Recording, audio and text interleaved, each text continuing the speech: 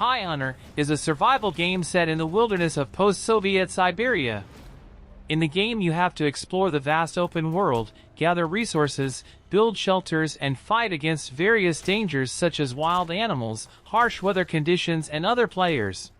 Pioner offers a realistic survival experience where players must manage their hunger, thirst, and stamina levels to survive. The game also includes a day-night cycle and dynamic weather, which can affect gameplay. In addition to the survival game, Pioner also includes crafting mechanics where players can gather supplies and craft a variety of tools, weapons, and equipment to help them survive. The game also features multiplayer where players can team up with others to survive or participate in PvP combat.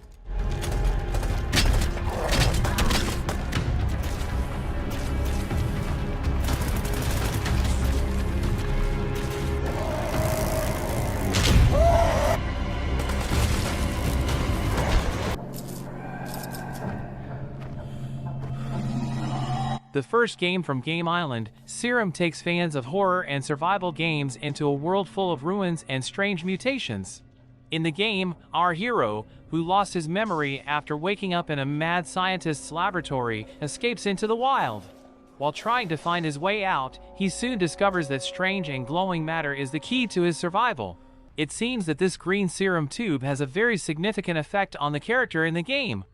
Then the endless race against time begins for survival. You will have to find shelter, seek new technologies, craft your equipment, and try to reach the places where this precious substance is waiting to be collected. This green serum in the game can transform your body in unexpected ways. Never forget, your life is in your hands only. It's okay. It's Serum. It's your life.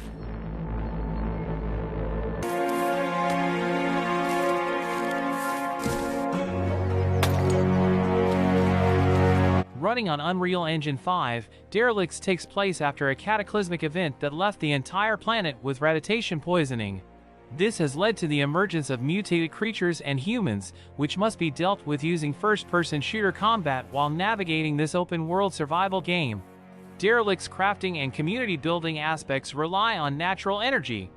This means you'll have to make use of running water, wind, and solar energy in order to power your various contraptions. Interestingly, changes in weather can put a dent in your plans, forcing you to readjust your contraptions or simply wait it out. In a slight twist, players are also accompanied by an AI dog that can help out in fights.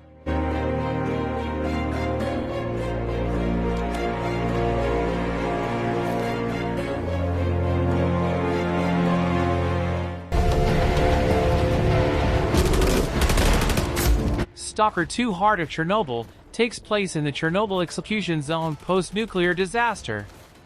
The game is open world, so you get to explore the area, searching for weapons, food, and other survival supplies. In the meantime, you will have a litany of foes to take down, including other humans who are shooting back at you. Far more terrifying are the anomalies, invisible bubbles suspended in the air that will explode you into a million tiny pieces if you run into one. Tossing objects ahead of you to check for them sounds like a great idea. Using Unreal Engine 5, Stalker 2's non-linear story will deliver the tension and excitement players expect from survival games. God, just like you cannot get rid of the sky up above. I am blind, but it is you who cannot see.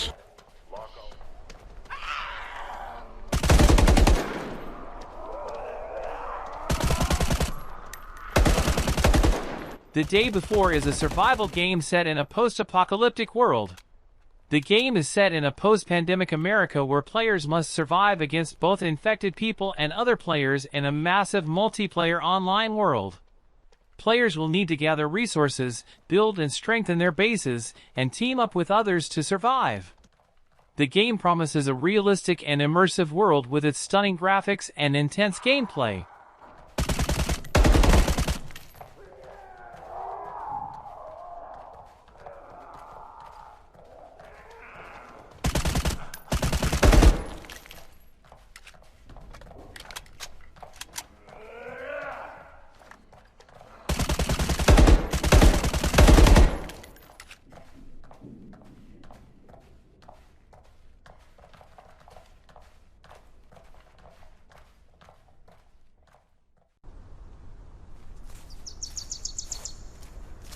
Maybe this game will hit a little too close to home for some people, but Rooted is a post-apocalyptic survival game where you are one of the few survivors of a bacteriological warfare event.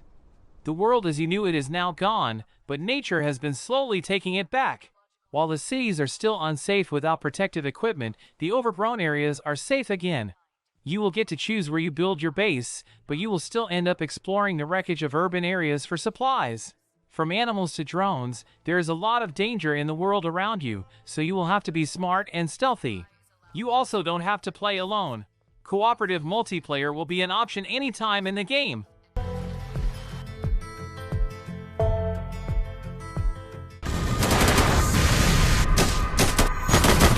Dead Matter is another survival horror game that pits you, one of few survivors of a viral outbreak, against hordes of infected people. However, this upcoming game takes place in the Rockies of Canada. Calgary, Alberta is your home as countless people around you turn into rage-filled monsters. You have your choice between heading into the two towns that have everything you need for survival as well as a ton of infected people, or heading to the wilderness of the Rockies. Either choice will force you to be smart as you scour for resources and get ready for any attacks. The game takes great care in creating the details of the towns as well as the beautiful mountains you will be exploring.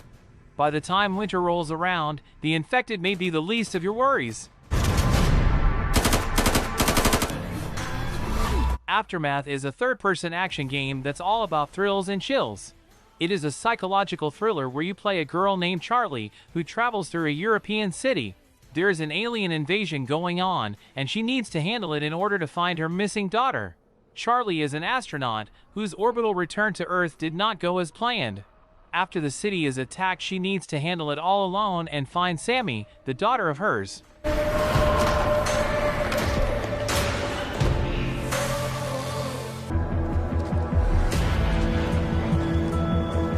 Project Z is a first-person shooter set in a World War II zombie scenario on a secret German island.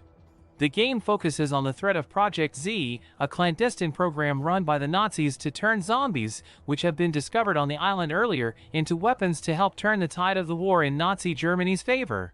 On the island, you will discover various other secret Nazi projects related and unrelated to Project Z. You have the hideout, you can craft weapons, ammo, and other consumables here. You will also be able to build structures inside the hideout, similar to Fallout 4's settlement building. From the hideout, you start missions. Missions belong to a story arc and can influence each other, depending on the order in which you do them. An example, a mission where you clear the island sewer system will lead to different zombie types appearing in other missions that otherwise were trapped in the sewer system.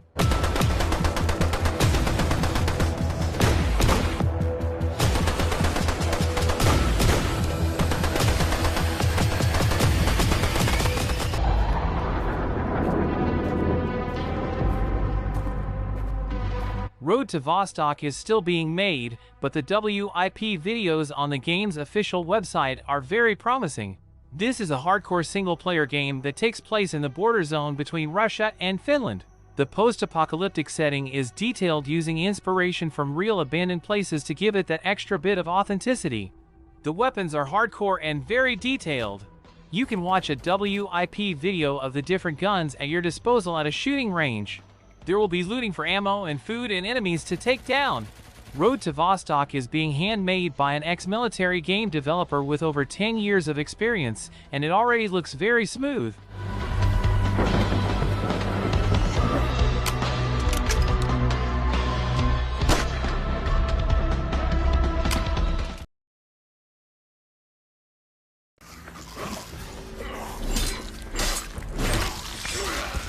Imagine a war between two nations. Imagine the carnage that happens when the fighting continues without end. Now imagine that something else emerges within the battlefields that have contained that war. A blight unto the world that is reanimating the bodies of the fallen and turning them into monsters. You and your allies have been paid well to go into the godforsaken battlefields and take down the creatures that have been blighted. The 4-person co-op game will test you as you attempt to put down the reborn creatures. Craft your knight to be the kind of fighter you desire, then use various weapons to strike the cursed entities.